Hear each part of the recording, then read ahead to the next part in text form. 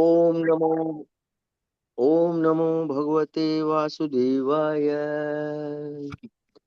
ओम नमो भगवते वासुदेवाय। ओम नमो भगवते वासुदेवाय। नारायणं नमस्कृत्यं नरं चैव नरोत्तमं देवीं सरस्वतीं व्यासं ततो जयमुदीरयेत्। नष्टप्रायेष्वभद्रेषु नित्यं भागवत सेवया भगवति युक्तं श्लोके भक्तिर्भवत नैष्टिकी। कृष्णाय वासुदेवाय देवकी नन्दनाय च नन्दगोपकुमाराय गोविन्दाय नमो नमः।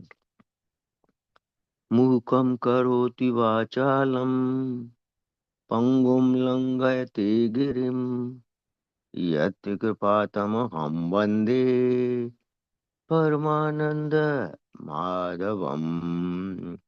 मंगलाचरण। ओम अज्ञानतिमिरान्धस्य ज्ञानाञ्जनशलाकया चक्षुरुन्मिलितं येन तस्मै श्रीगुरवे नमः। श्रीचैतन्यमनोभीष्टं स्थापितं येन भूतले स्वयं रूप कदा मह्यं ददाति स्वपदान्तिकम्। वन्देऽहं श्रीगुरो श्रीयुतपदकमलं श्रीगुरून् वैष्णवांश्च श्रीरूपं साग्रजातं सहगण रघुनाथा निविन्तं तं सजीवं स्वाद्वैतं स्वावधूतं परिजनसहितं कृष्णचैतन्यदेवं श्रीराधाकृष्णपादान् सहगण ललिता श्रीविशाखान्वितांश्च। हे कृष्ण करुणा सिंधु दीनबंधो जगतपते गोपीश गोपिकाकांत राधाकांत नमोस्तुते। तप्त कांचन गौरांगी राधे वृंदावनेश्वरी ऋषभानुसुते देवी प्रणमामि हरिप्रिये।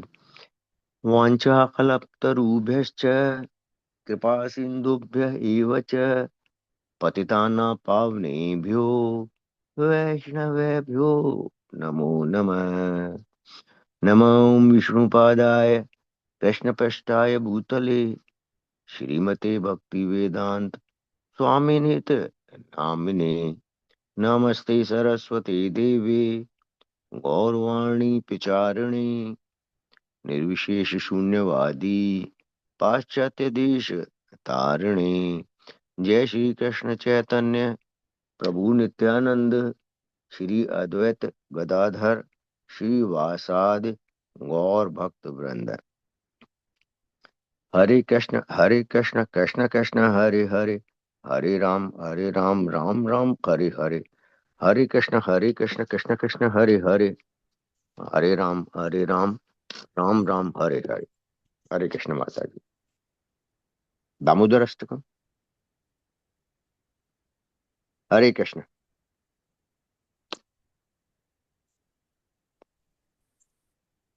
हरे कृष्ण माता जी।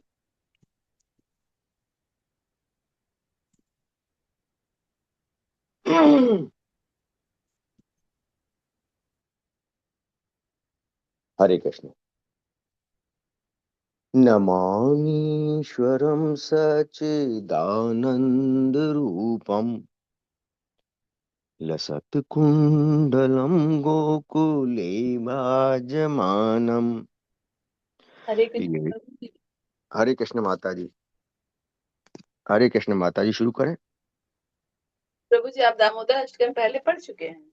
नहीं माता जी, वो पहले वाला प्रभु पढ़ा जी था, आप वो पढ़िए। प्रभु जी आप पढ़िए। हाँ माता जी। नमामीश्वरं सच्चिदानन्दरूपम् लसत्कुण्डलं गोकुले विराजमानम्। यशोदाभियोलुकलादावमानम् परामृत्यन्तो धृत्य गोप्या रुदन्तं मुहुर्नेत्रयुग्मं रजन्तम् कराम्भोजयुग्मेन सातङ्गनेत्रम् मूषासकम्पत्ररेखाङ्ककण्ठ स्थितिग्रीवं दामोदरं भक्तिबद्धम् इति द्रक्कस्वलीलाभृ आनन्दकुण्डे स्वघोषं निमज्जन्तम् आख्यापयन्तम् तदीयेषितगीषु भक्तिर्जितन्त्वम् पुनः प्रेमतः सत्तं शतावृत्ति वन्दे वरं देवमोक्षं न मोक्षाविधिं वा न चैन्यं वणेकं वरेशादपीह इदं ते वपुर्नाथ गोपालबालम् सदा मे मनस्य विरासत्ना किम् अन्य इदं ते मुखं अत्यन्तनीलरे व्रतं कुन्तुलः स्निग्ध रक्तश्च गोप्या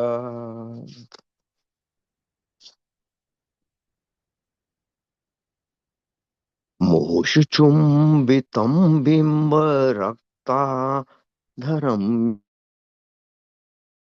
मे अस्य अर अविरास्ताम अलम् लाभे नमो देव दामोदरान्त विष्णु प्रसीद प्रभो दुःख जलाब्धिमग्नम् कृपादृष्टिवृष्याति दीनं बतानु ग्रहाणेश मामम् अज्ञम् इद्य अक्षिदृश्यः कुबेरात्मजो बद्धमूर्त्येव यद्वत् त्वया मोचितो भक्तिभाजो कृतौ च तथा प्रेम भक्तिं स्वकामे प्रयच्छ न मोक्षे ग्रहो मे स्थिदामोदरेह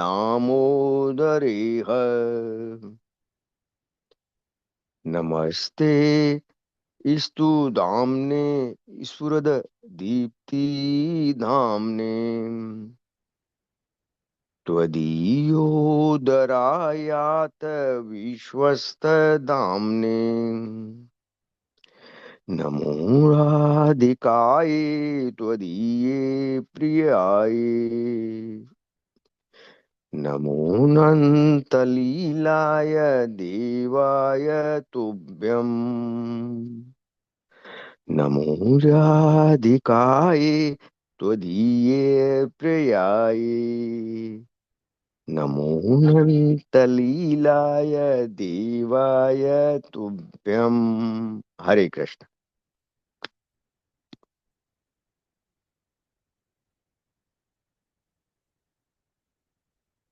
हरे कृष्ण माता जी।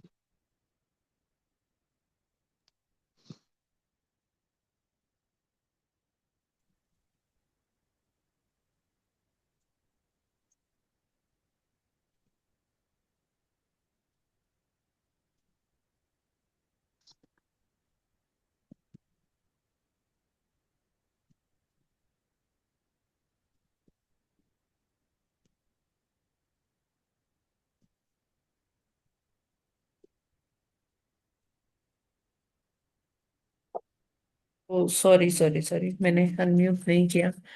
हरे कृष्णा। हरे थैंक कृष्ण यू सो माता जी। मच प्रभु जी, आज का जपा सेशन लीड करने के लिए और अ, दामोदर अष्टकम का पाठ करने के लिए बहुत बहुत धन्यवाद प्रभु जी। और सभी डिवोटीज का हार्दिक अभिनंदन है आज के इस्कॉन अयोध्या के प्रातःकालीन जप सत्र में। हरे कृष्णा। और सभी को आज राधा हरे कृष्णा, दंडवत प्रणाम माता प्राकट्य जी। प्राकट्य उत्सव की बहुत बहुत बधाई। अभी हम उसकी भी चर्चा करते हैं। जी हरे हरे माता कृष्ण जी। कृष्ण। माता जी, हरे कृष्ण। हरे हरे दंडवत कृष्ण प्रणाम। माता जी। दंडवत प्रणाम दो माता जी। हरे प्रणाम। कृष्ण। हरे कृष्ण माता जी, दंडवत प्रणाम। हरे हरे कृष्णा माता जी, दंडवत हरे प्रणाम। कृष्ण माता जी, दंडवत प्रणाम। माता जी, जी। वो जो कल आप एक वो कह रही थी ना, वो बांसुरी वाला पिक्चर, वो आप शेयर करिएगा हाँ माता हाँ जी। हाँ, श्योर श्योर। हरे कृष्णा माता जी, दंडवत प्रणाम। हरे कृष्ण माता जी। हरे माता जी कृष्ण माता जी, पंचांग प्रणाम, सादर प्रणाम प्रणाम, माता सभी जी। भक्तों को सादर।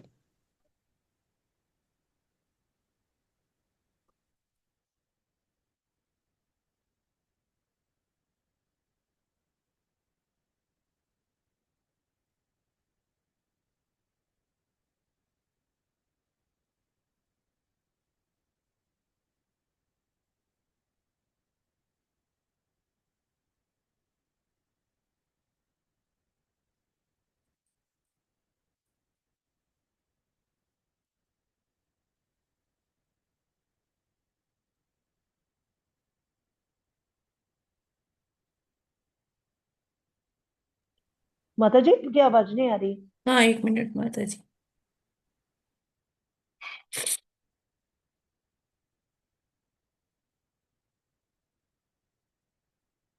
विजिबल है स्क्रीन? जी माता जी, विजिबल है। ओके। तो आज है 4 अक्टूबर। प्रभुपाद जी कहते हैं, मैंने तुम्हें विचार दिए हैं, अब तुम्हें उन्हें रूप और आकृति देना है। वृंदावन, 14 अक्टूबर 1977।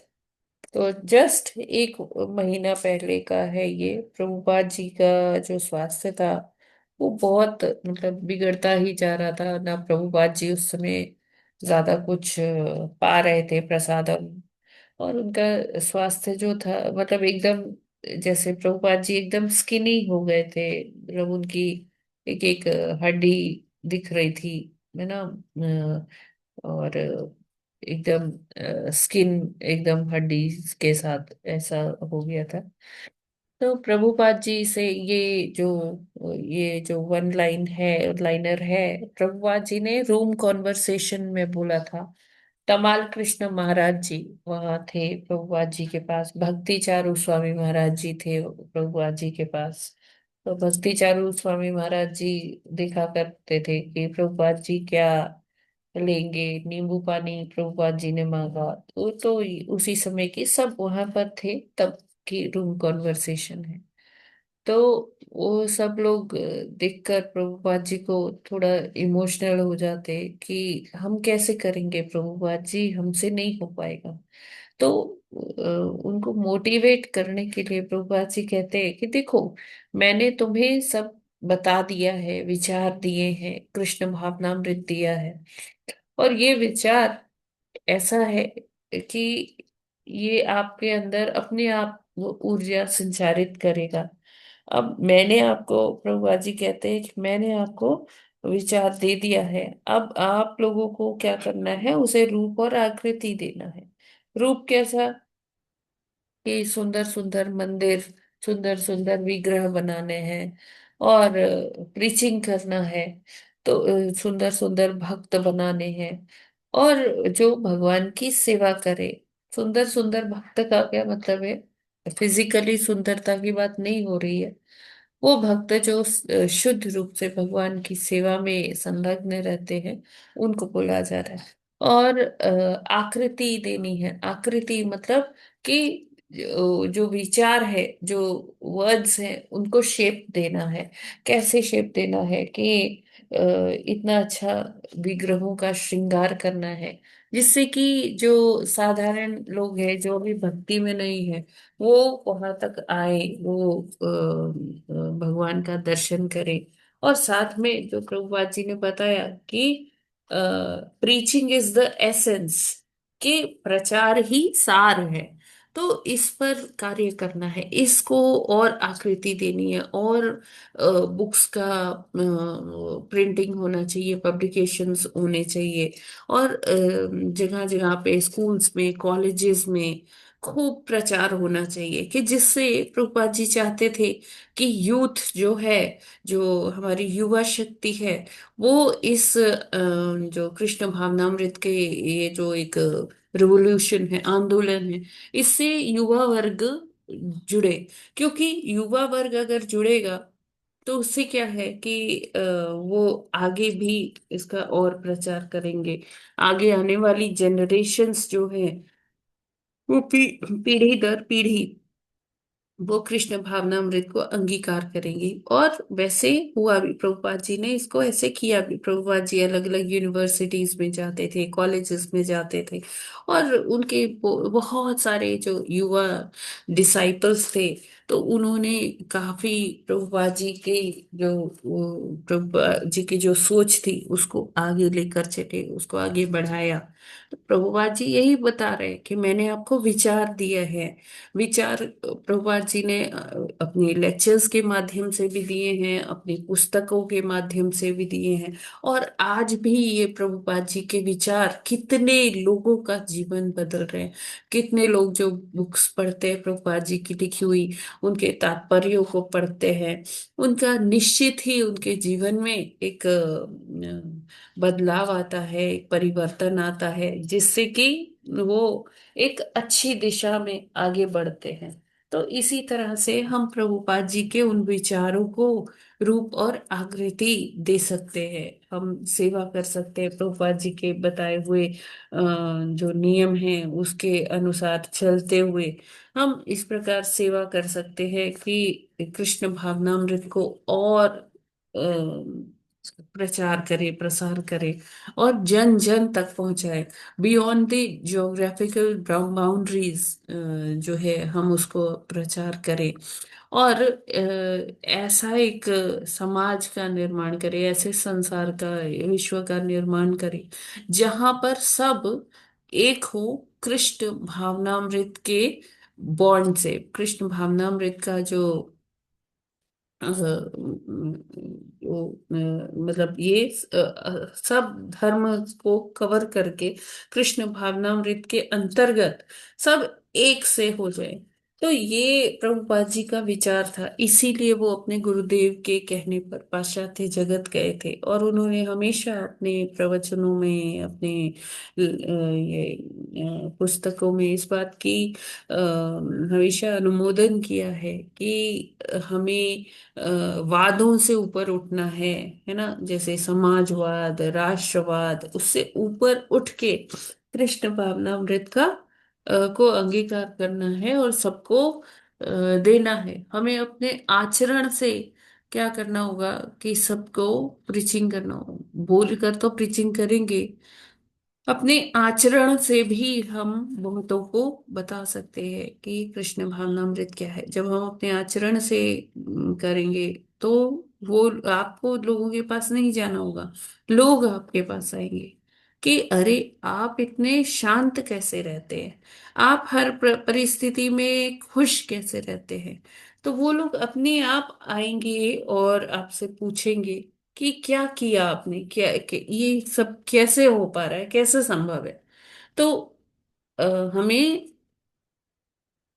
जो प्रभुपाद जी का विचार है उनको आगे लोगों को बताना तो है ही, साथ में उसे जी कर बताना है, उसे अपने आचरण में डाल, अपने आचरण में समाहित करके उसका प्रचार अपने एक्शन से करना है। तो प्रभुपाद जी यहाँ यही बता रहे हैं कि एक नींव बन गई है, मैंने तुम्हें विचार दे दिए, विचारों की नींव तैयार है। अब उसके ऊपर क्या करना है, स्ट्रक्चर बनाना है। तो स्ट्रक्चर जो होगा वो पूर्णतः कृष्ण भावना भावित जो है विचारों पर आधारित होगा। और इसमें क्या है कि सभी समभाव में साथ में कृष्ण की सेवा करेंगे, भक्ति करेंगे, और एक दूसरे को आगे बढ़ने के लिए प्रेरित करेंगे, उनका सपोर्ट बनेंगे। तो यही है कि प्रभुपाद जी यही बताते हैं अपने शिष्यों को कि मैंने तुम्हें सब कुछ बता दिया है, कैसे सेवा करना है, क्या करना है। अब आपकी बारी है, आपको उसे रूप और आकृति देना है। हरे कृष्णा। जगत गुरु श्रील प्रभुपाद की जय। हरे कृष्णा।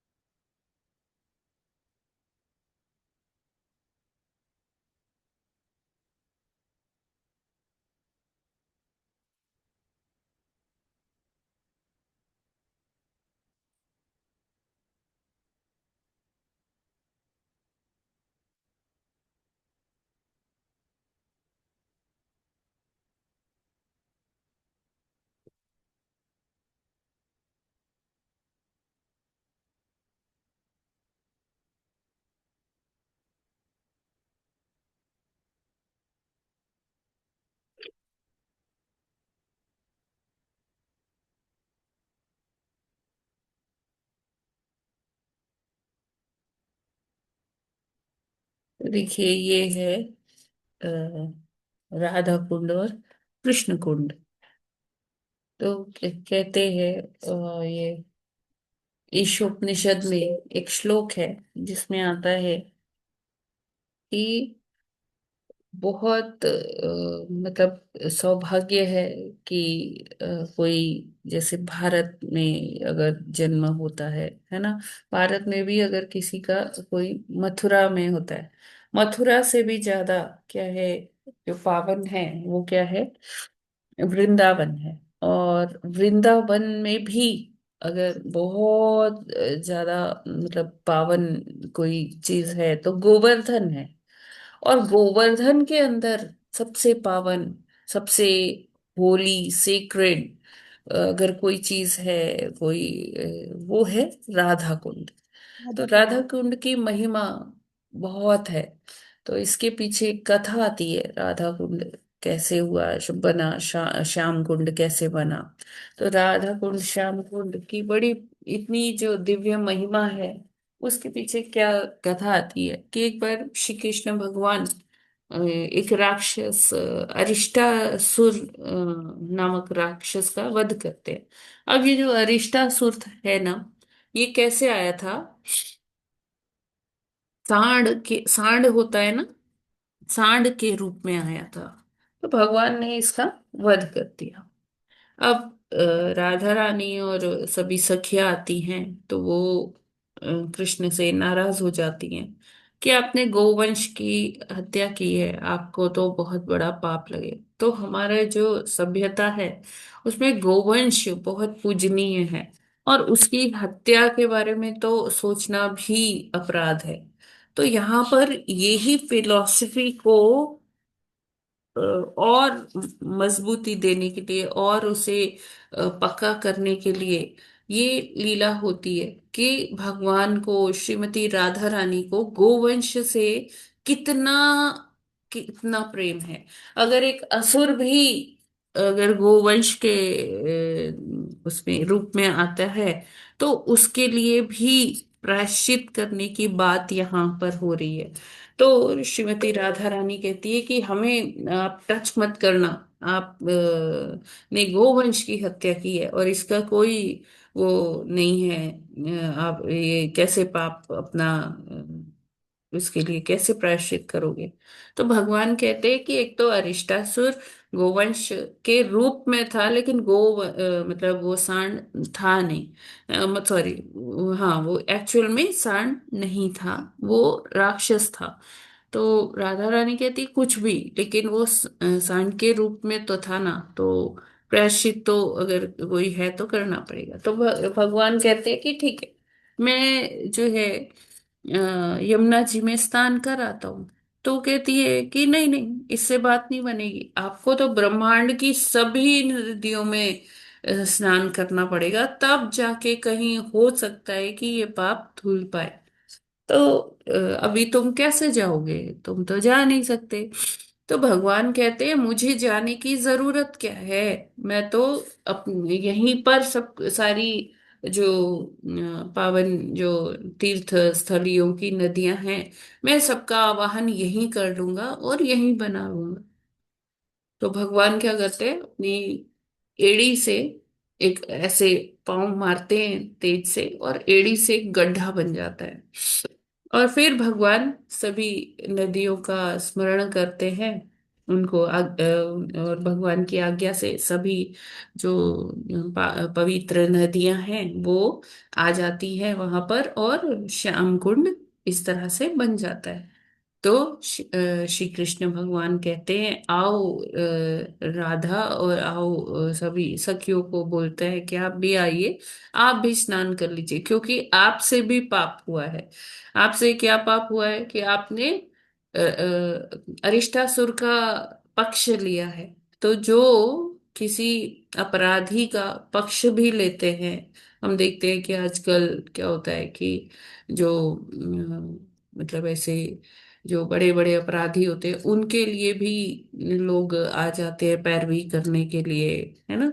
तो वकालत करने के लिए। हाँ, जी। तो यहाँ पर भगवान कहते हैं आपसे भी अपराध हुआ है, क्योंकि आपने अरिष्टासुर जैसे अधर्मी का पक्ष लिया है। तो आपको भी स्नान करना पड़ेगा। तो राधा रानी कहती हैं और सखिया कहती हैं हम तुम्हारे कुंड में नहीं नहाएंगे, हम अपना कुंड स्वयं बनाएंगे।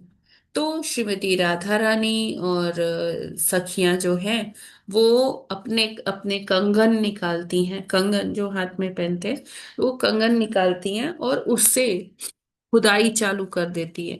तो धीरे धीरे मतलब काफी टाइम लगता है और वो एक कुंड तैयार हो जाता है।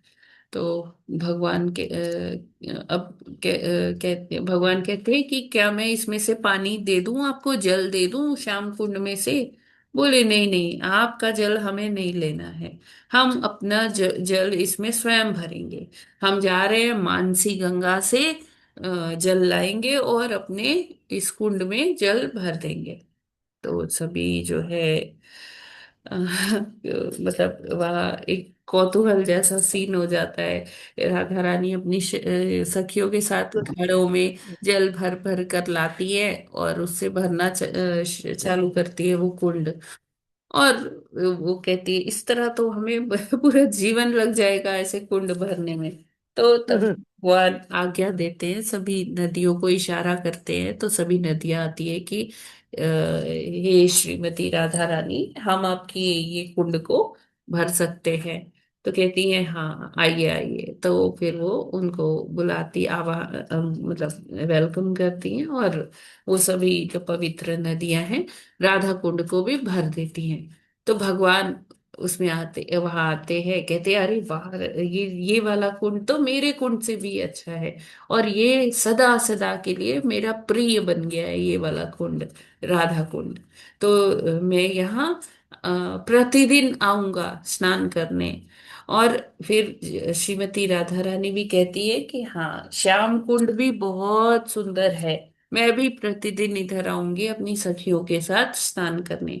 और ऐसा माना जाता है कि आज भी 12 बजे के आसपास दिन में भगवान श्रीमती राधा रानी के साथ अष्ट सखियों के साथ वहां पर स्नान करने जल क्रीड़ा करने के लिए आज भी प्रतिदिन आते हैं। तो अम, इस तरह से ये कथा है राधा कुंड और श्याम कुंड की। और आज के दिन सुबह से ही लोग वहां पर आते हैं राधा कुंड में स्नान करने के लिए, श्याम कुंड में स्नान करने के लिए। और ये बड़ा ही दिव्य है। इसको अगर आध्यात्मिक दृष्टि से देखा जाए तो ये राधा रानी का प्रेम का तरल रूप है, लिक्विड फॉर्म है। माता श्रीमती राधा रानी के प्रेम का। तो इसमें स्नान करना एक बार की बात है, पास टाइम है। एक प्रभुपाद जी अपने विदेशी जो डिसाइपल्स हैं उनके साथ आए थे, मतलब पहली बार जब लेकर आए थे उनको भारत। तो अ, उनको प्रभुपाद जी ने राधा कुंड और श्याम कुंड के बारे में पहले से ही पूर्व में बताया था। तो वृंदावन लेके आते हैं उन लोगों को, तो वो लोग जैसे स्विमिंग करते हैं ना, उस तरह से ऐसे डाइव मार कर जाते हैं राधा कुंड में। तो प्रभुपाद जी कहते हैं, नहीं नहीं, बाहर निकलो, इस तरह से नहीं। राधा कुंड में पांव रखना भी ऐसे पाप है, जब तक हम उत्तमा अधिकारी ना बन जाए, है ना। तो प्रभुपाद जी ने वहां शिष्यों को बताया कि आप आचमन करिए, राधा कुंड में नीचे उतरना स्नान करने के लिए, पांव रखना उसमें सबके लिए नहीं है। उसके लिए आपको योग्य बनना पड़ेगा पहले, उसके लिए आपको वो क्वालिफिकेशन हासिल करनी पड़ेगी कि आप राधा कुंड में स्नान करने के योग्य बन पाए। हालांकि बहुत सारे संप्रदायों में सब लोग स्नान करते हैं वहां जाके, लेकिन प्रभुपाद जी ने ऐसे मतलब एक पास टाइम है जिसमें ऐसे बोला था। तो हमें राधा कुंड में जाएं तो बहुत पहले विनम्रता से, ये नहीं कि ऐसे कोई जलाशय है बस चलो स्नान कर लिया जाए।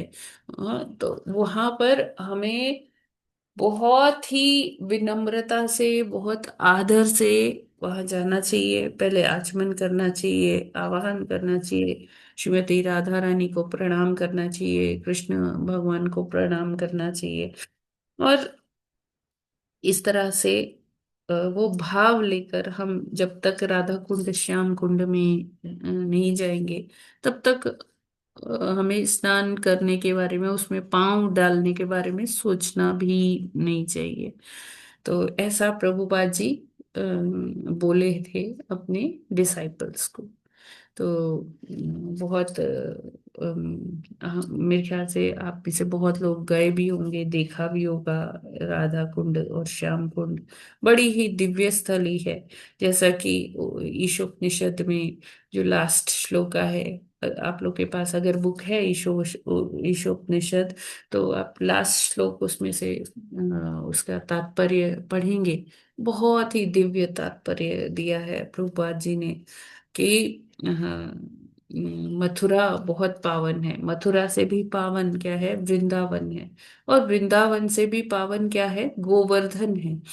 और गोवर्धन से भी पवित्र, गोवर्धन में अगर कुछ बहुत पवित्र है तो क्या है वो, क्या कहते हैं, वो राधा कुंड और राधा श्याम कुंड।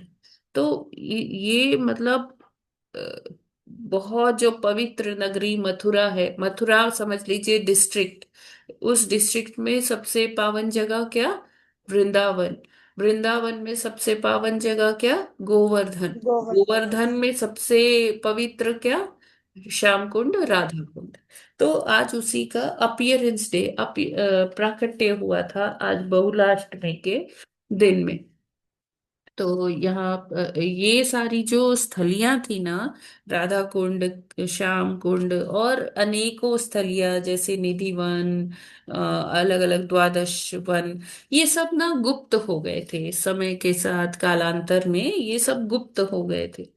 तो जब फिर चैतन्य महाप्रभु आए, उनका प्राकट्य हुआ इधर, और जो ये षड गोस्वामी हुए, तो षड गोस्वामियों को महाप्रभु ने ये आज्ञा दिया, इंस्ट्रक्शन दिया कि आप जो गुप्त स्थलियां हैं आप उसका फिर से उसे उजागर करिए।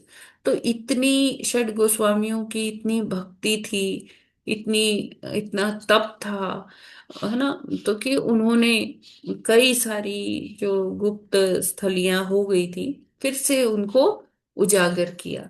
महाप्रभु ने भी कई स्थलियों को उजागर किया। तो ये जो अब हम राधा कुंड देख रहे हैं, श्याम कुंड देख रहे हैं, ये महाप्रभु के आशीर्वाद से ही ये फिर से एग्जिस्टेंस में आया, फिर से प्रकट हुआ।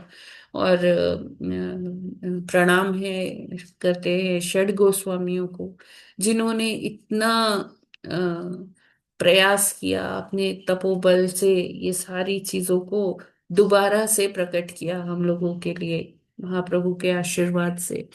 तो आज के दिन अगर आप नहीं भी जा पा रहे श्याम कुंड, राधा कुंड, तो अपने घर में ही जो स्नान करें उसमें पवित्र गंगा जल लेकर जरूर से आचमन कर लें। और इस मतलब इस दिन और अधिक से अधिक जप करें और ध्यान करें राधा कुंड और श्याम कुंड का। मैं आपको एक एनिमेशन भी दिखाना चाहती हूँ, बहुत सुंदर है, इसी पर बेस्ड है। जी मैम। एक मिनट।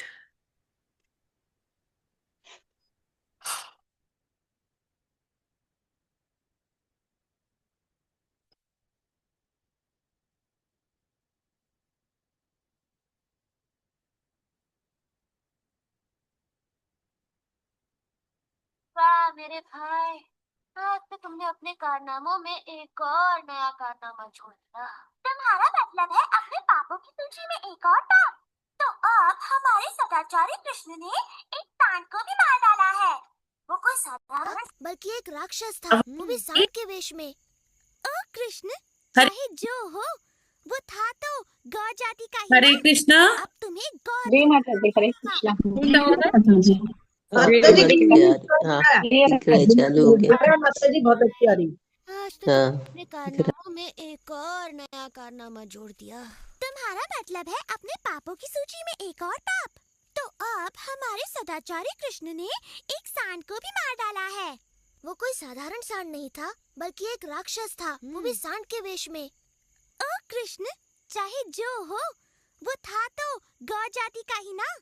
अब तुम्हें गौ हत्या का पाप लगेगा। ठीक है, मैं कल यमुना में स्नान कर पाप धो लूंगा। उससे कुछ नहीं होने वाला। ललिता सही कहती है, ये घोर पाप है और इसे धोने के लिए तुम्हें संसार की सारी पवित्र नदियों में स्नान करना ही पड़ेगा।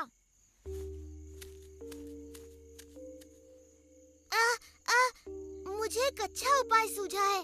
पूरा संसार घूमने से अच्छा है मैं सभी पवित्र नदियों को यहाँ लाकर उनमें स्नान कर लूं। ओह कृष्ण, सपने देखना छोड़ो। सपने देखती जाओ।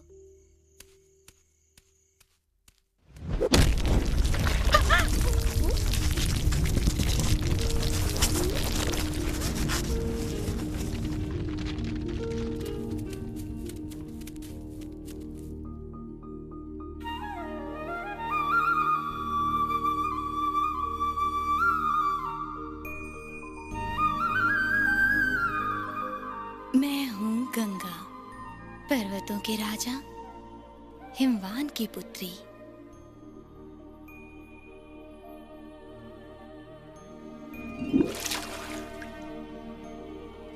मैं हूँ कावेरी। मैंने ब्रह्मा के आशीर्वाद से नदी का स्वरूप धारण किया है।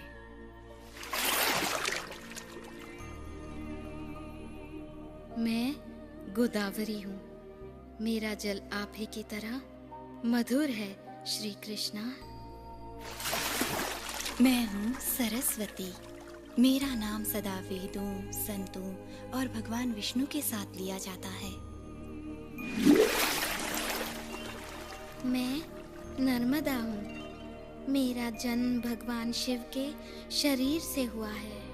और मैं हूँ आपकी प्रिय यमुना, सूर्य देव की पुत्री, यम की बहन।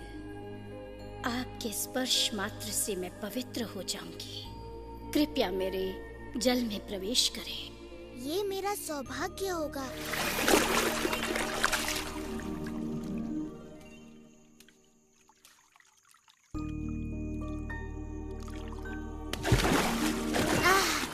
इस सरोवर का नाम होगा श्याम कुंड। इसका जल पवित्र और शीतल है और श्याम कुंड में स्नान कर मेरे समस्त पाप धुल गए हैं। पर तुम तीनों पाप की भागी बन गई हो, राक्षस अरिष्टासुर का पक्ष लेकर। आओ श्याम कुंड में स्नान करके अपने पाप धो लो। नहीं, तुम्हारे पाप धोकर अब ये जल अशुद्ध हो गया है। हम अपना सरोवर स्वयं बनाएंगी। हाँ, यहीं पर जहाँ अरिष्टासुर ने अपने पैरों से गड्ढा बना दिया।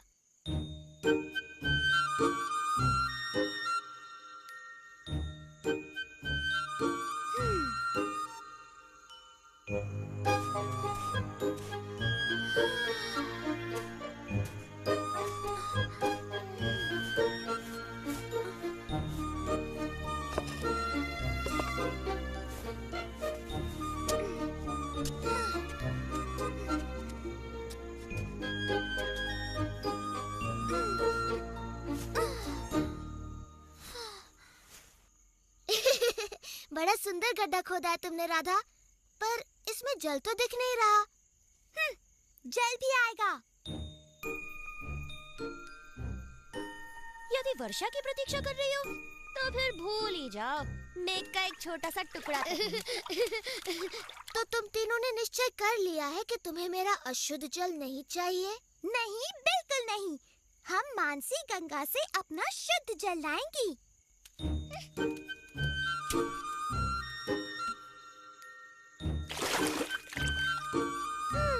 क्या मुझे इनकी सहायता करनी चाहिए बलराम? तुम्हारी सहायता के बिना ये कुछ नहीं कर पाएंगी भाई।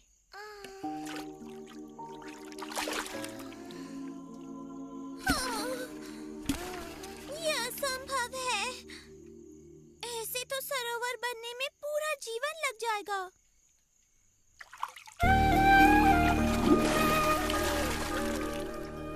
ओ राधा, तुम तो थक गई और निराश हो गई हो। हमें सेवा का अवसर प्रदान करो, हम तुम्हारा ये सरोवर अपने पवित्र जल से भर देंगे। जी, धन्यवाद। हमारे पास और कोई रास्ता नहीं।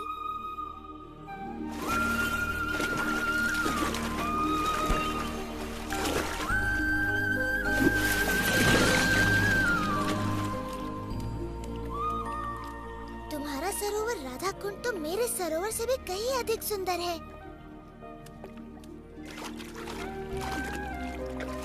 ये सरोवर सदा मेरा प्रिय रहेगा और मैं यहाँ प्रतिदिन स्नान करूँगा। तुम्हारा सरोवर भी बड़ा सुंदर है कृष्णा। मैं प्रतिदिन यहाँ अपनी सखियों के साथ स्नान और जल क्रीड़ा किया करूँगी।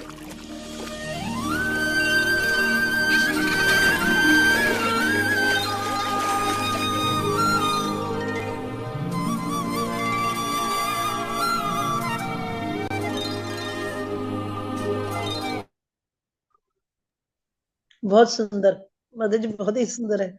बहुत अच्छा माता माता जी। जी बहुत अच्छा है। धन्य है वो नदियां जिनको का अवसर मिला, भगवान कृष्ण और और माता भगवान। जी जो सुबह के समय वो नहाते समय, स्नान करते समय वो पांचों नदियों का भी वो किया जाता है वहां, वो भी हाँ हाँ कितना हाँ, यस माता जी, शैव गोदावरी सरस्वती नर्मदे सिंधु कावेरी जले यस अस्मिन्। माता जी। जी माता जी, बहुत उसकी माता नहीं कर पा रहा था। मुझे लगता है इसने आज उसका सारा दूध पी लिया। तुमने फिर ऐसा किया हंसी? तो अभी हमारे पास थोड़ा टाइम है, एक श्लोका हो सकता है ना? हाँ माता जी, श्लोका कर लेते हैं। माता जी इन दोनों नदियों में, अगर इन दोनों जो है कुंड, सरोवर में सभी नदियों का है। जी हाँ माता जी, तो फिर डिफरेंस क्या हुआ? दूसरे वाले में, राधा वाले में मानसी गंगा का है प्लस सारी नदियां भी हैं, और हाँ भगवान कृष्ण वाले में भी सारी नदियां स्वयं हाँ आई हैं। हाँ, सब कुछ है, तो बिल्कुल। माता जी सब में ही सारी नदियां हैं दोनों में, कि हाँ डिफरेंस है हाँ, कुछ? यस ट्रू जी। अच्छा माता जी, तो बहुत धन्यवाद माता जी। मैं कई बार गया हूँ, 5-6 बार गया हूँ यहाँ हरि बोल। दोनों में। हाँ, हरे कृष्ण माता जी। हरे कृष्णा माता जी, मैं भी गई हूँ माता जी।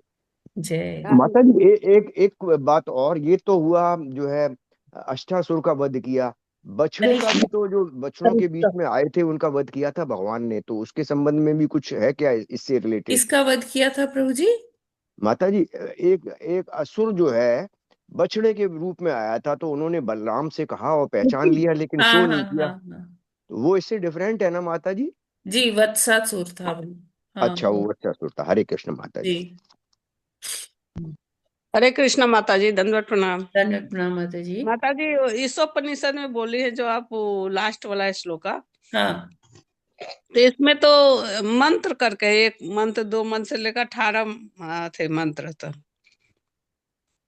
ईशोपनिषद हाँ है ना, श्लोक ही तो है वो, मंत्र तो श्लोक ही तो है वो। लेकिन वो इसमें वो तो नहीं लिखा हुआ है ना श्लोक है, जैसे अग्ने अग्ने नये सुपथा राय अस्मान विश्वसानी देव वायु नानी विद्वान योध्या स्मजुहुरान मीनो भूयिष्ठाम ते नमयुक्तिम विध में। यही है माता जी, तो इसका अर्थ वही हुआ क्या? अंतिम 18वां यही श्लोक है। एक मिनट।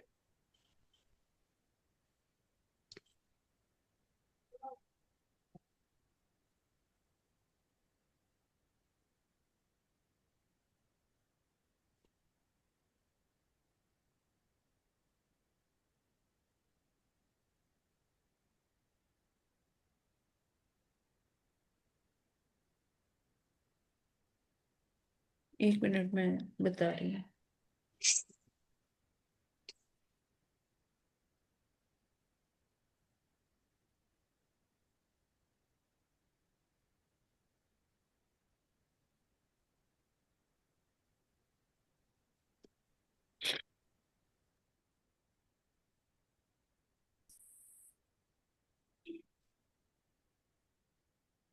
माता जी सॉरी, ईशोपनिषद नहीं, थैंक यू सो मच कि मैं करेक्ट कर पाई।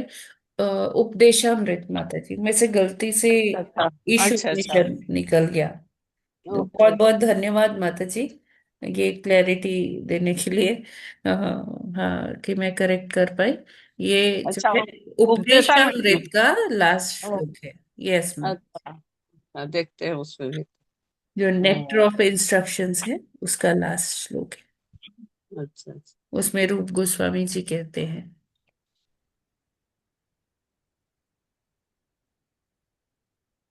ठीक है, जी जी, ओके, हरे कृष्णा माता जी, धन्यवाद। थैंक यू सो मच माता जी।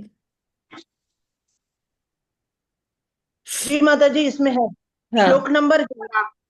कृष्णस्योच्चैः प्रणयवसतिः प्रेयसीभ्योऽपि राधा कुण्डं चास्यां मुनिभिर्भृतस्ता दृगेव व्याधये।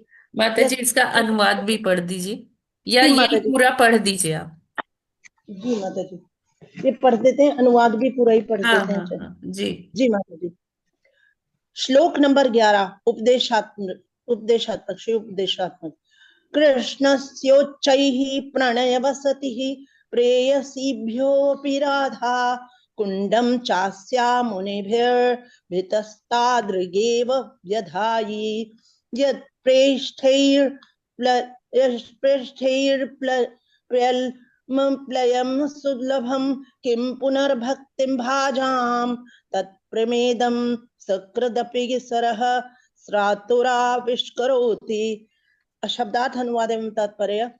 शब्दार्थ, कृष्ण से भगवान श्री कृष्ण का उच्च ही अत्यधिक ऊंचा प्रणय वसति प्रेम का पात्र प्रेयसीभ्य अनेक प्रेयसी गोपिकाओं में से अपि निश्चय ही राधा श्रीमती राधा रानी कुंडम सरोवर च भी अस्याह उनका मुनि भी मुनियों के द्वारा अभितः सभी प्रकार से तादृक एव उसी तरह व्यधायी वर्णित है। यह जो प्रेष्ठ ही परमोच्च भक्तों द्वारा अपि भी अलम पर्याप्त असुलभम प्राप्त करना कठिन किम क्या पुनः फिर भक्ति भाजाम भक्ति में लगे हुए व्यक्तियों के लिए तत् वह प्रेम ईश प्रेम इदम वह यह सकृत एक बार अपि भी सरह सरोवर स्वातु जिसने स्नान कर लिया है आविष्करोति प्रकट कर देता है। अनुवाद, अनेक आमोद की वस्तुओं तथा ब्रज भूमि की समस्त प्रेयसी बालाओं में से श्रीमती राधा रानी निश्चय ही कृष्ण प्रेम की सर्वाधिक अमूल्य निधि हैं। हर प्रकार से उनका दिव्य कुंड मुनियों द्वारा भगवान श्री कृष्ण को उतना ही प्रिय वर्णित किया गया है निस्संदेह राधा कुंड महान भक्तों के लिए भी अत्यंत दुर्लभ है।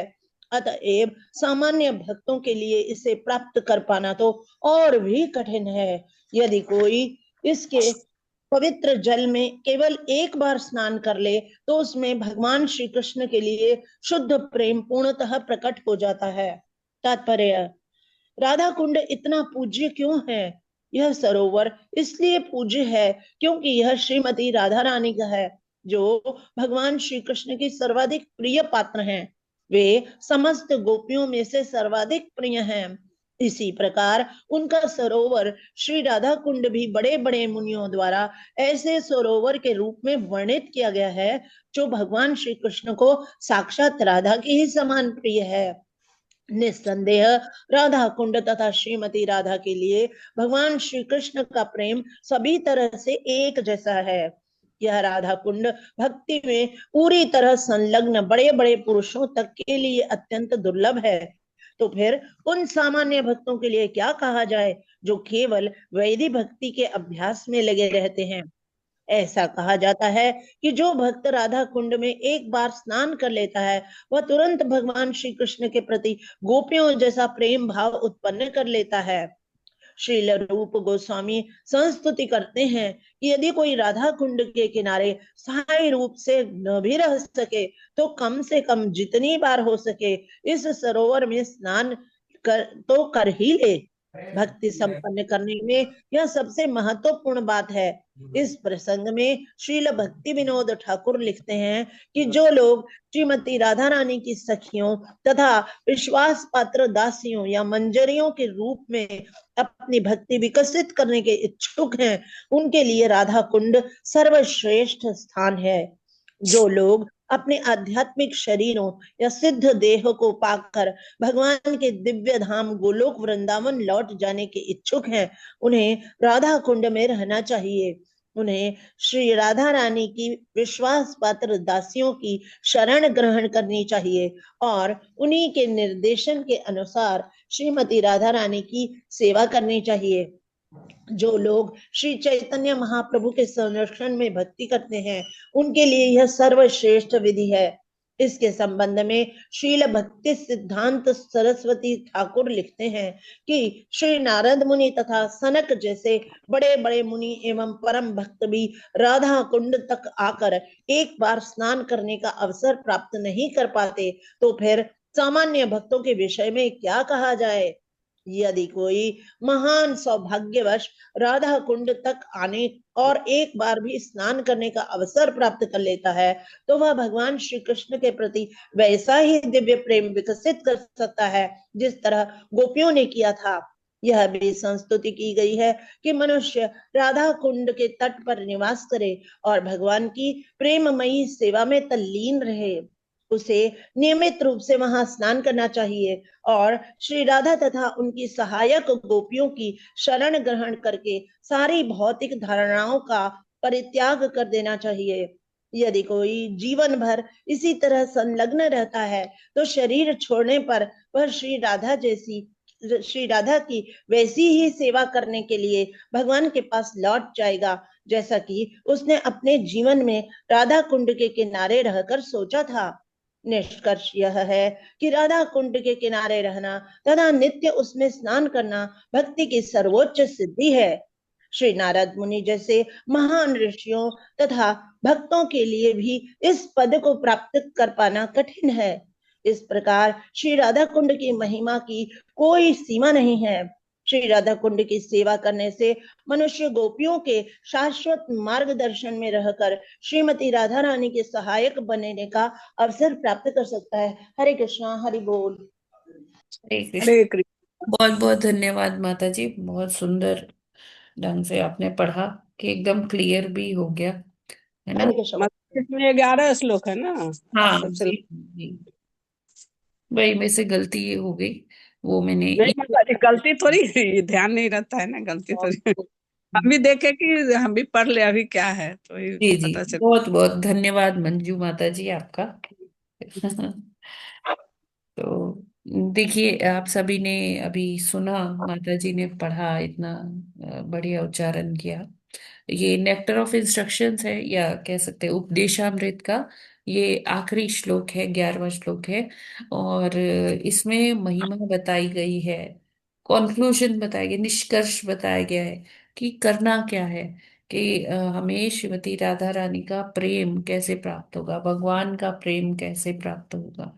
तो उसके लिए क्या करना है कि वृंदावन जा सकते हैं, वहाँ गोवर्धन में राधा कुंड में जाएंगे, परिक्रमा मार्ग पर आता है राधा कुंड, वहां पर जा सकते हैं, दर्शन कर सकते हैं, और वहाँ कुछ सेवा कर सकते हैं उस जगह पर। वहाँ ये बैठकर चिंतन कर सकते हैं कि हमें भगवान और श्रीमती राधा रानी की सेवा मिले, और उनकी जो गोपियां हैं, अष्ट गोपियां हैं और मंजरियां हैं, उनके सानिध्य में हमें सेवा का अवसर मिले, तो हमें निश्चित ही भगवान की कृपा प्राप्त होगी। और क्योंकि ये जो राधा कुंड है, श्याम कुंड है, ये श्रीमती राधा रानी भगवान का तरल प्रेम है, और इस प्रेम को हमें जरूर से अंगीकार करना चाहिए, और वहां बैठकर ऐसा चिंतन करना चाहिए, प्रार्थना करनी चाहिए कि हे प्रभु, हे भगवान, हमें श्रीमती राधा रानी की सेविका के रूप में हमें आप बुलाइए, अपने धाम में जी हमें आश्रय दीजिए। हमें ऐसा चिंतन करना चाहिए। आज के दिन तो स्पेशली भगवान की कृपा वहाँ बहती है, खूब बहती, वैसे तो प्रतिदिन बहती है श्रीमती राधा रानी की वो कृपा, राधा कुंड में और श्याम कुंड में। तो ऐसा ही जी चिंतन हमें करना चाहिए। ठीक है। माता हर जी, जब यहाँ हम आते ही सबसे पहली परिक्रमा के लिए गए थे गोवर्धन की, तो हमने आचमन किया था दोनों यस कुंड यस यस, कुंडों आपने बताया था में। जी। इस और कोई कुछ ऐड करना चाहते हैं क्या राधा कुंड और श्याम कुंड के बारे में, जो मैं भूल गई हूँ या मेरे से नहीं हुआ हो पाया? हरे कृष्ण माता जी। यस माता जी।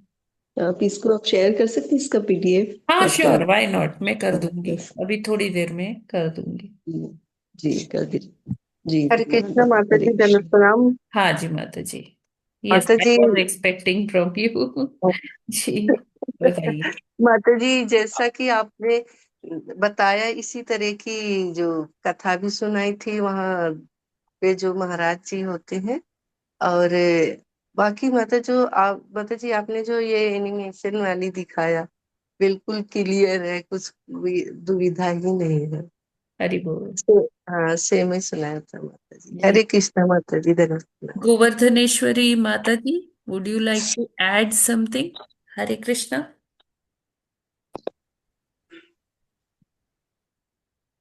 गोवर्धनेश्वरी माता जी।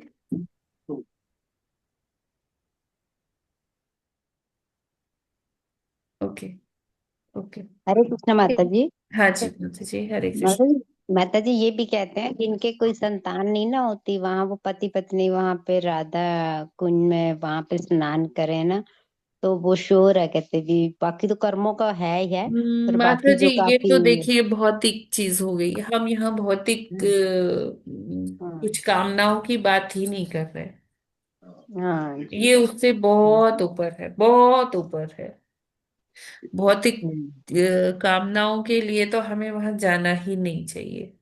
ये जी तो माता जी। बहुत तुच्छ हो गया माता जी, है ना। हाँ जैसे जी हाँ जी। प्रभुपाद जी एग्जाम्पल देते हैं कि आपके पास आपके समक्ष प्राइम मिनिस्टर आए हैं, और आप उनसे कह हम्म, रहे हैं, अरे मेरा जो है नल खराब हो गया है, नल ठीक करवा दीजिए। अरे प्राइम जी मिनिस्टर माता तो जी। आपको बहुत कुछ दे सकते हैं, आप नल ठीक करवा रहे हैं। हाँ तो ये जी माता ऐसा ही, भौतिक कामनाओं के लिए हमें ऐसी जगहों पर जाने का जी। कोई मतलब ही नहीं है, जी माता जी जी। है ना। जी माता जी। हरि बोल। हरे हरे कृष्ण माता जी।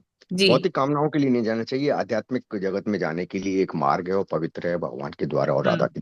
माता जी, ये आचमन शब्द काफी आता है, हाँ। और बहुत सारे लोग ये जो है प्रसादम के लिए भी मैंने देखा है, ब्राह्मण लोग जब आते हैं हवन के लिए तो कहते हैं आचमन किया है। तो आचमन का तरीका क्या है एक्चुअली?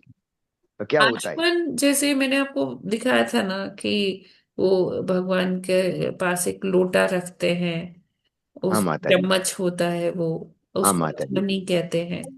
तो हाँ माता आचमनी जी। से हम अपने आप को शुद्ध कर सकते हैं। ओम केशवाय नमः, ओम माधवाय नमः, ओम गोविंदाय नमः, ओम नारायणाय नमः।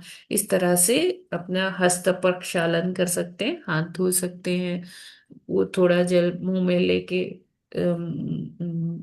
पी सकते हैं। उससे हमारा आंतरिक शुद्धि माना जाता है। और हाथ में लेके हाथ धो लेते हैं, हाथ हस्त प्रक्षालन करते हैं। तो ये और अपने ऊपर वो जल छिड़कते भी हैं।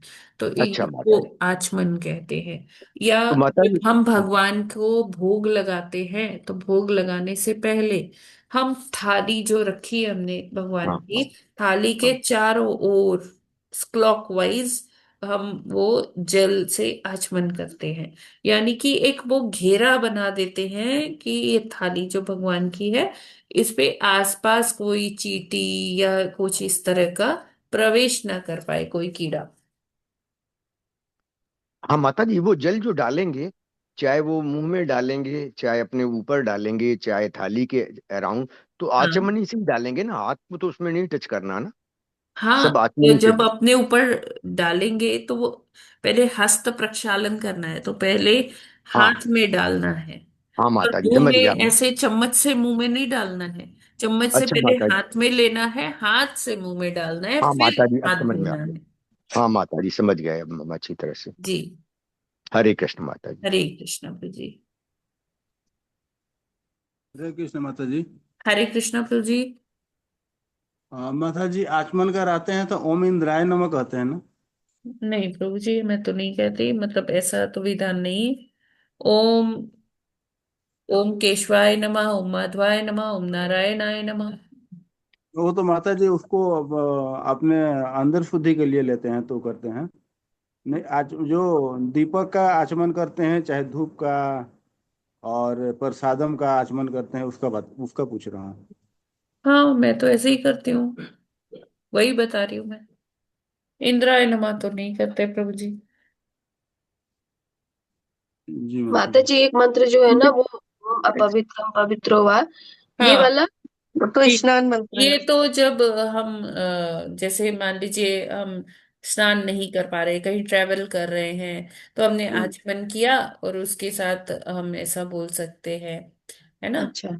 बाकी तो हमें जैसे यही बोलना चाहिए, ओम केशवाय नमः, ओम गोविंद। ओम नारायण नमः, हाँ ओम माधवाय हाँ। नमः, ओम ओम। केशवाय नमः। हाँ।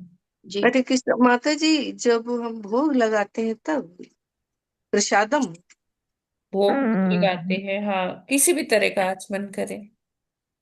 जी जी।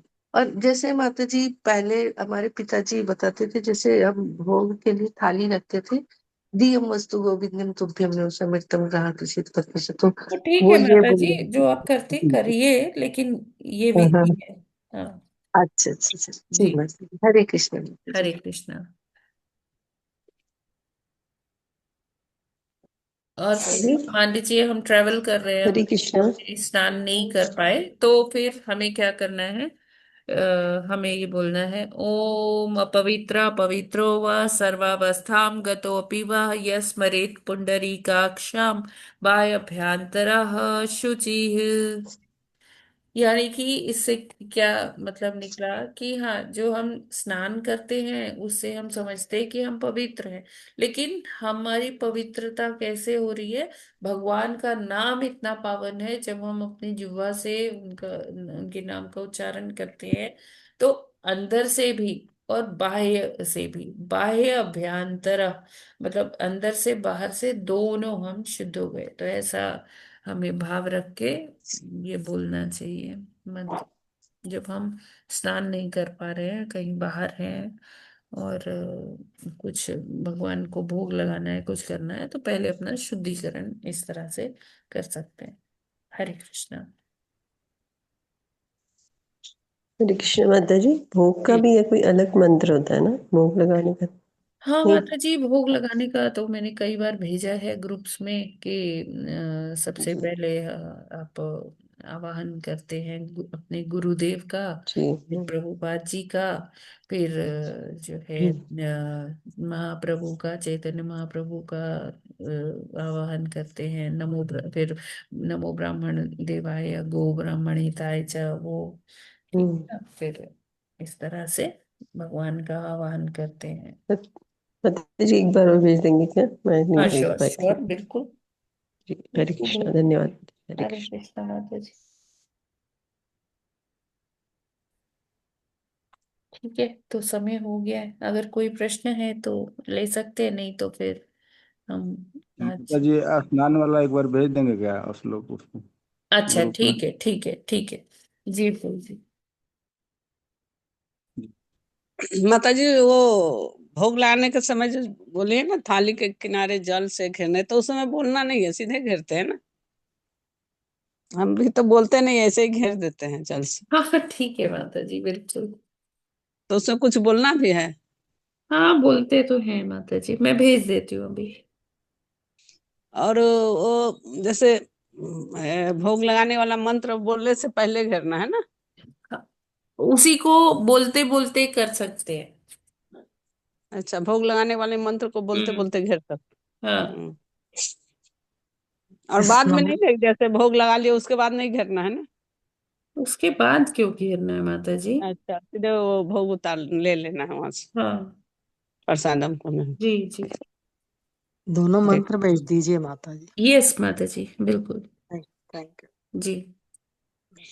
हाँ, अगर दूसरा कुछ बोलते हुए भी भेजिएगा माता जी, तो जो घेरते ओके। समय। जी जी। जी, हरे कृष्णा।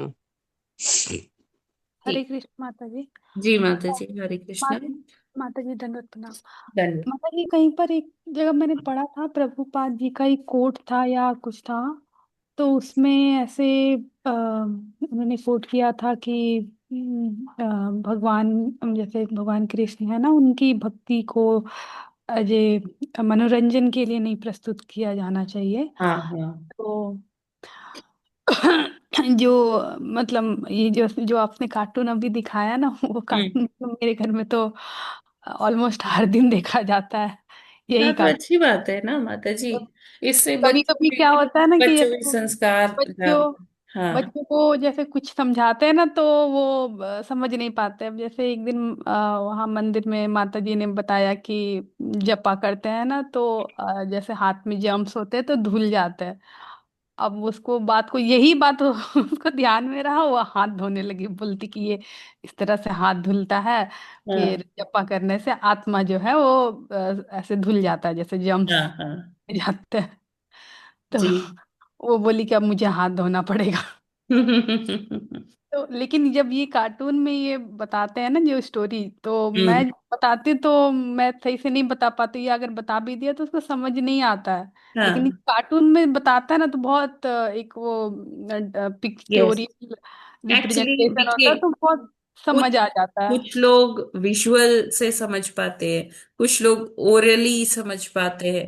देखिए, अपने अपने ना माइंड कौन सा जो हमारा ब्रेन है, कौन सा उसका पार्ट ज्यादा एक्टिव है, इस पर डिपेंड करता है ना कि कुछ बच्चे ओरल जब आप बोलेंगे, स्टोरी फॉर्म में सुनाएंगे, उनको वो ज्यादा समझ में आएगा।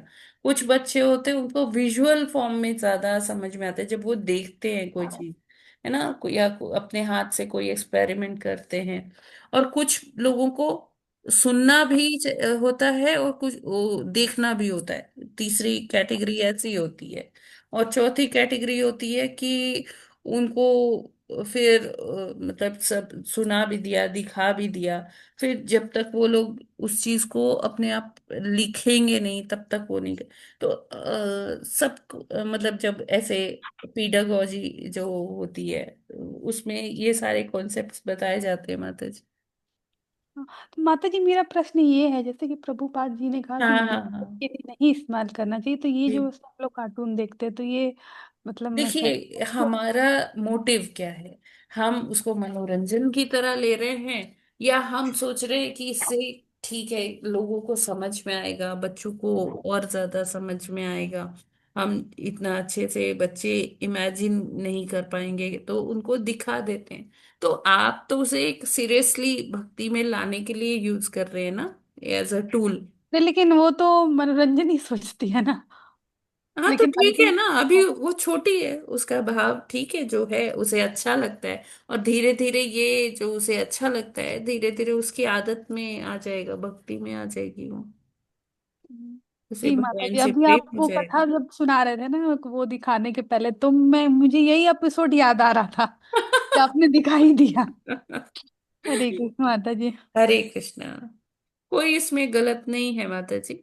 देखिए प्रभुपाद जी ने उसे ये इस संदर्भ में कहा था कि जैसे लोग मनोरंजन के लिए ना भगवान की रास लीला है वो सुनाते हैं, उसको एनेक्ट करते हैं स्टेज पर, है ना। तो भगवान का वो जो लीलाएं हैं वो बड़ी दिव्य हैं, उनको हम ऐसे ही बस लोगों की भीड़ जमा करने के लिए नहीं कर सकते, इस संदर्भ में उन्होंने कहा। जी माता जी। हरे कृष्ण माता जी, जो ये प्रोफेशनल आते हैं वो तो बहुत थोड़ा पार्ट कवर करके और सारा के सारा जो है वो मनोरंजन टाइप का करते हैं, और हाँ सब म्यूजिक भी होता है तो लोग बड़े जी जी। अट्रैक्ट होते हैं, कहते हैं भागवतम चल रहा है। तो हम तो हाँ कहते हैं भाई हम कहीं नहीं जाते, हम तो सिर्फ शास्त्र का पढ़ते हैं, और फलाने आए हैं फलाने हैं, हम नहीं जाते, हमने कहा हम शास्त्र का सिर्फ पढ़ते हैं। नहीं, तो देखिए ये तो जगह देखिए जगह होता देखिए है माता जी। देखिए प्रभु जी, बहुत ऐसे भी संत हैं जो बहुत अच्छे से भागवतम करते हैं, तो हमें सबको एक कैटेगरी में नहीं लेना चाहिए। बहुत ऐसे हैं संत आज भी जो बहुत अच्छी भागवतम करते हैं। लेकिन हाँ ठीक है, हमें अपने संप्रदाय में रह के अपने गुरुओं से ही श्रवण करना चाहिए, बाहर नहीं जाना चाहिए। हरे कृष्ण। हाँ माता जी, सुबह ही 4 घंटे हो जाते हैं, इसके बाद भी तो चलता रहता है हमारा। और जी। तो 8:30 बज जाते हैं, 8:45 भी बज जाते हैं, 9 भी बज जाते हैं, और 4:25 पे उठते हैं माता जी। हाँ हाँ 4 घंटे तो यही हो जाते हैं, और शाम को भी जी। अगर कहीं 2 घंटे लग गए तो इसके अलावा फिर भागवतम कहीं अगर चलता है कहीं गार्डन्स में पार्क में और इधर उधर, तो कहाँ टाइम मिलता है हाँ कृष्ण। जी जी जी बिल्कुल। ठीक है, तो हम लोग आज यहीं पर विराम करते हैं। श्रीमद् भगवत गीता यथा सॉरी ग्रंथराज श्रीमद् भागवतम की जय, जगत गुरु श्रील प्रभुपाद की जय, नमाचार्य जय हरिदास ठाकुर की जय, जय राधा कुंड प्राकट्य दिवस की जय, बहुलाष्टमी महामहोत्सव की जय, जय अनंत कोटि वैष्णव भक्त वृंद की जय, वाञ्छा कल्पतरुभ्यश्च कृपा सिन्धुभ्यैव च पतितानां पावनेभ्यो वैष्णवेभ्यो नमो नमः। कार्तिक मास महामहोत्सव की जय। हरे हरे कृष्ण कृष्ण। हरे माता जी। कृष्ण। हरे कृष्ण हरे माता कृष्ण जी, माता दंडवत जी, प्रणाम, पंचांग सभी प्रणाम, भक्तों को सभी सादर को सादर प्रणाम। प्रणाम। हरे कृष्ण।